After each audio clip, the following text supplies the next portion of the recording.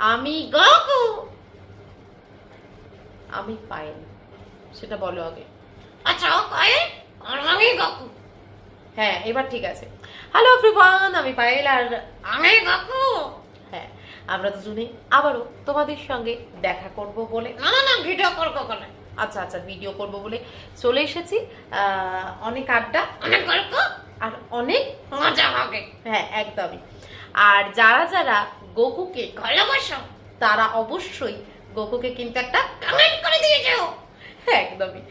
আর গোকুর সাথে অনেক গল্প আড্ডা হচ্ছিল, তো ভাবলাম যে আমরা একটুখানি মানে ভিডিও করা যাক, ভিডিওতে আসা যাক, গল্প করা যাক, তোমাদের সাথেই গল্প করে নিই একটুখানি।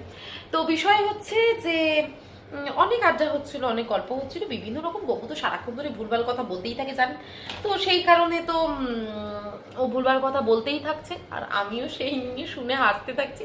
তো যাই হোক, যেটা বলছিলাম সেটা হচ্ছে যে গোপু, তুমি বলো।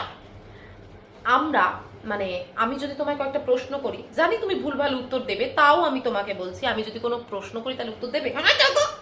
আচ্ছা, তাহলে বলো যে গুড মর্নিং মানে কি? গুড মর্নিং মানে শুভ সকাল। বাবারে বাবা, তুমি কি ভালো হয়ে গেছো, এত তাড়াতাড়ি যে সুন্দর উত্তর দেবে তো আমি ভাবতেই পারিনি। আচ্ছা বলো তো গুড আফটারনুন মানে কি? Good afternoon. হ্যাঁ, গুড আফটারনুন মানে কি? Good afternoon very simple. হ্যাঁ, কি সেটা? রান্নায় নুন দেবার পরে যেটা হয় তাকেই গুড আফটারনুন বলে। রান্নায় নুন দেবার পরে যেটা হয় তাকে গুড আফটারনুন বলে? গুড মর্নিং মানে শুভ সকাল, আর গুড আফটারনুন মানে রান্নায় নুন দেবার পর যেটা হয় সেটাকে গুড আফটারনুন বলে? আরে গুড আফটারনুন মানে হচ্ছে শুভ দুপুর বা শুভ মানে দুপুর বেলা, এটাকে বলা হয় হচ্ছে গুড আফটারনুন। ওকে, আচ্ছা। তো যাই হোক, এবার বলো তুমি ইংলিশ জানো তো? হ্যাঁ জানি। তাহলে গ্রামার জানো? হ্যাঁ জানি।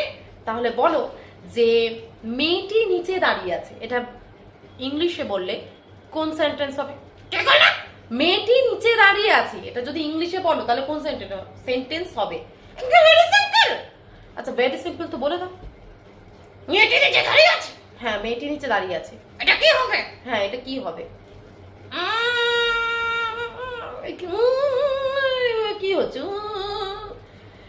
মেয়েটি নিচে দাঁড়িয়ে আছে, কি হবে তাড়াতাড়ি বলো। এটা হবে হুম, মিসআন্ডারস্ট্যান্ডিং। মিসআন্ডারস্ট্যান্ডিং মানে? মেয়েটি নিচে দাঁড়িয়ে আছে সাথে মিসআন্ডারস্ট্যান্ডিং এর কি সম্পর্ক? আরে মেয়েটি মানে হচ্ছে মিস, আন্ডার মানে নিচে, আর দাঁড়িয়ে আছে মানে হচ্ছে স্ট্যান্ডিং, তাই হয়ে গেল মিসআন্ডারস্ট্যান্ডিং। বুঝে গেছি, তুমি খুব ভালো পেরেছো।